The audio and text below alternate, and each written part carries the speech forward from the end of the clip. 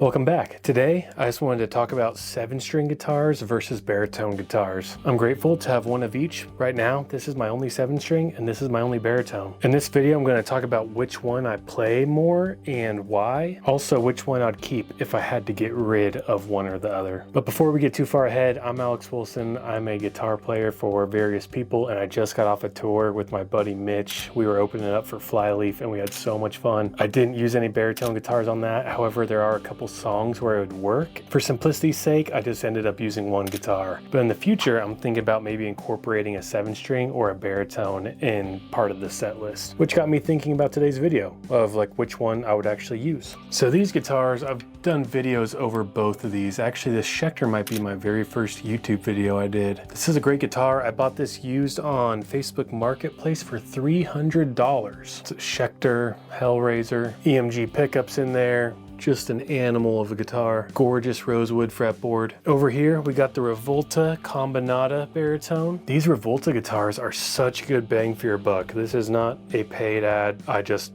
love these guitars. I want to get some more of these, some of the standard scale length. I've also done a video on this guitar, so feel free to check that out if you haven't already. And I love this like classic shape it has. It's not super metal or aggressive, which I like. Just super clean guitar. I've only used it for one show, I think, so far. But anyways, back to the point of the video. 7-string versus baritone. Which one am I going to be using the most? So far, I've been leaning more towards the baritone than the 7-string, and there's a couple of reasons for that. And real quick before I get to that, also to note, the scale length on this 7-string is 26.5 inches, I believe, and the Rivolta is 27 inches. So really darn close on scale length. But I'll be honest, I use the Rivolta baritone a lot more than the 7-string. For me, I like the fact that the neck isn't as thick or wide. So I'm talking about this grip right here. Still like a normal guitar compared to the Schecter, which is super beefy,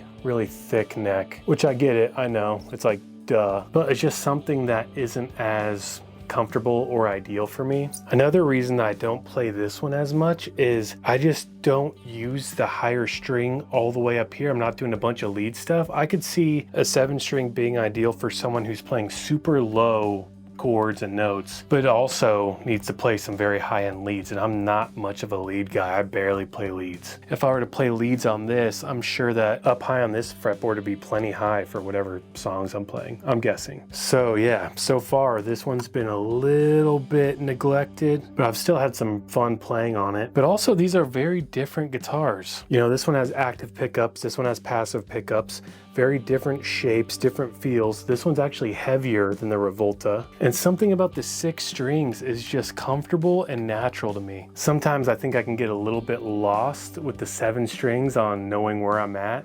And again, that's probably just from not playing these live all that much. In some of my very early metal bands, I played a 7-string, but it was that cliche of like only using the lower 3 strings. It was a buddy's Schecter, it wasn't even my own, and it's like all we had. Some baritones are gonna feel a lot different than this Rivolta. Some of those baritones are like 30-inch scale length or more. This one being a 27 is really not that bad compared to like a standard guitar. Something about this guitar, you know, the playability is amazing. Not that the Schecter's isn't, but this one just, I don't know, it feels more natural and more home base for me. I've been thinking about swapping out these stock pickups. So if you're a baritone guitarist and you have an ideal set that has worked great for you, please let me know. I was just gonna throw like a JB and 59 in there, you know, just a standard Seymour Duncan set. But if there's something that you think would be better, please comment. For this, I'd be playing a little bit heavier music, not super duper heavy, but it would have some good gain behind it. But I don't want it to be like overbearingly gainy. I still need it to clean up a little bit. So to summarize the video, again, short and sweet one today, but 7-string versus the 6-string baritone, which one would I pick? So far for the stuff that I'm playing, I'm gonna be leaning towards a 6-string baritone. I could see if I was in a metal project or a heavy project where I was using some higher end melodic stuff in addition to the low end, I could see that being very beneficial for a 7-string. As of right this second, that isn't my reality, so naturally I'm gonna go towards the one that's a little bit less complicated for me, just 6 strings. That isn't to say that that maybe someday I'll need to use this thing. Regardless, still fun to have both of them, and I'm very thankful and grateful to have both of these. I do use both at home when I'm jamming and playing, just, you know, to keep my chops up with both of them. But if I had to just live with one and only one, I'd probably go with the baritone. And I know some of you are gonna say that's limiting because I'm leaving off one extra string, but I'm just thinking live, I like things very simple. And there's proof of that because these last shows I just got done playing with Mitch, I used a single pickup guitar.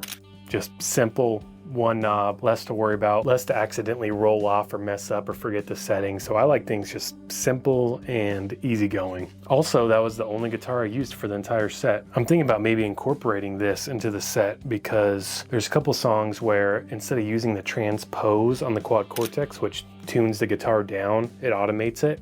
It'd be nice just to have something that's already detuned. Anyways, I'll quit rambling. I want to hear from you guys.